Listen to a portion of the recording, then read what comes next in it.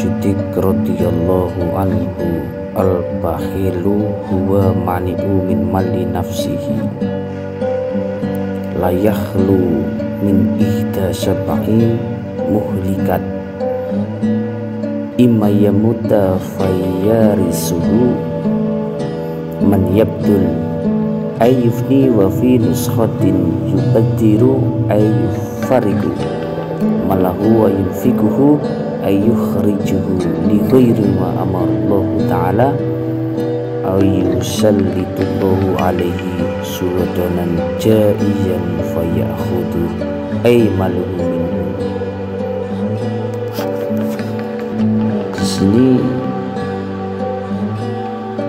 orang bakhil itu diancam oleh 7 perkara. Dawuh dari Abu Bakar Asy-Siddiq radhiyallahu anhu, orang yang bakhil atau kikir tidak bisa terlepas dari salah satu 7 perkara. Yang pertama, ketika ia mati, hartanya akan diwarisi oleh orang yang akan menghabiskan dan membelanjakan untuk sesuatu yang tidak diperintah oleh Allah Subhanahu wa ta'ala. Yang kedua, Allah akan membangkitkan penguasa zalim yang akan merenggut seluruh hartanya setelah menyiksanya terlebih dahulu. Yang ketiga, Allah akan menggerakkan dirinya untuk menghabiskan harta bendanya. Yang keempat, muncul ide pada dirinya untuk mendirikan bangunan di tempat yang rawan bencana, sehingga bangunan berikut semua hartanya yang disimpan di dalamnya itu akan hilang dan ludes. Yang kelima, dia ditimpa musibah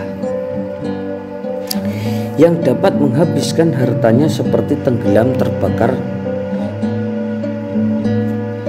mengalami pencurian dan sebagainya.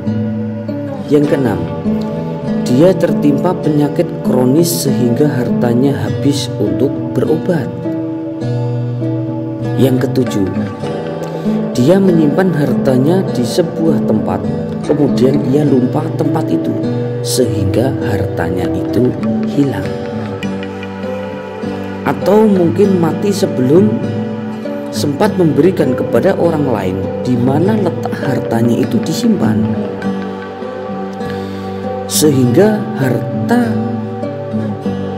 hilang ini tanpa ada bekasnya karena tiada ahli waris yang mengetahuinya.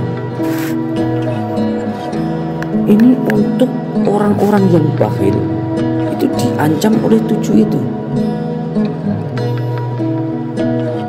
Ditimpa musibah, ditimpa penyakit. Masya Allah, ini orang yang bakhil, hati-hati. Untuk orang yang bakhil, ketika kita hidup di dunia, rezeki itu kan kita dikasih oleh Allah. Harta hanya titipan. Ketika kita punya uang, bersedekahlah. Jangan bilang ketika disuruh sedekah oleh seorang kiai, kiai ini saja suruh tiap harinya untuk bersedekah, padahal kiainya tidak bersedekah.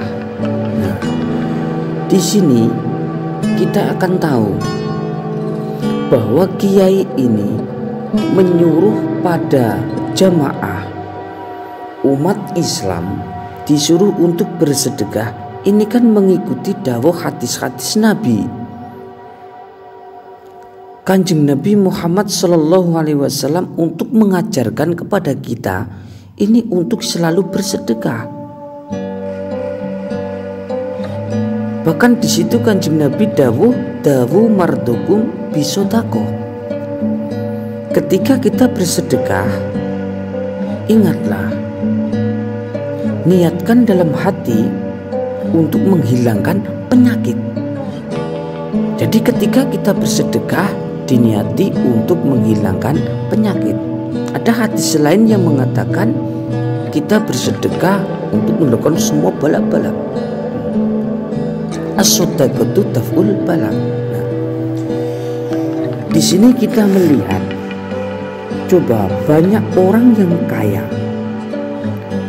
hartanya banyak, tapi beliau untuk bersedekah ini tidak mau.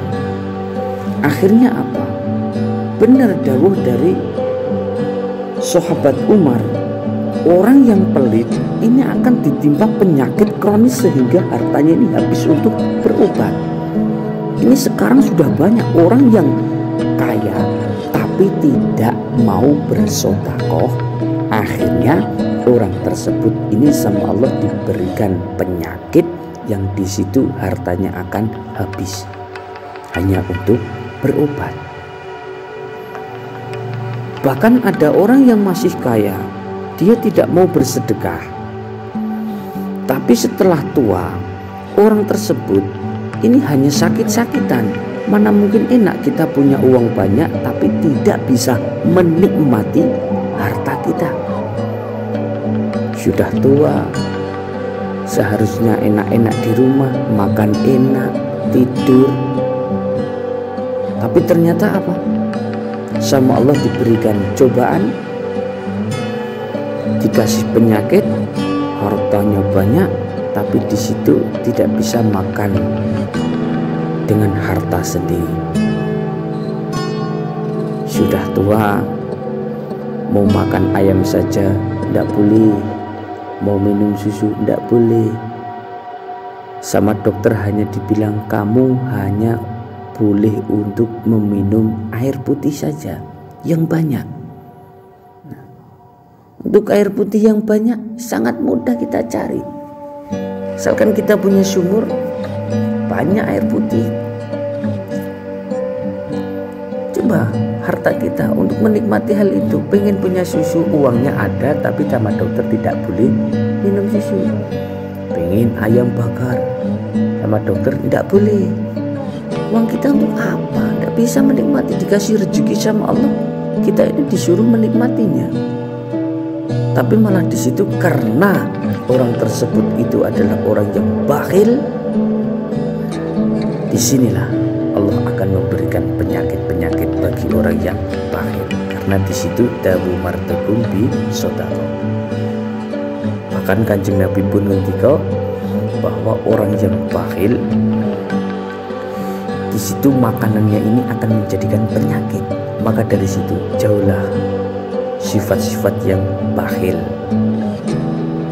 Selalu bersedekah, niatkan saja untuk menghilangkan penyakit-penyakit, biar kita ini selalu diberikan rezeki, bisa menikmati rezeki diberikan sama Allah ini, bisa menikmatinya.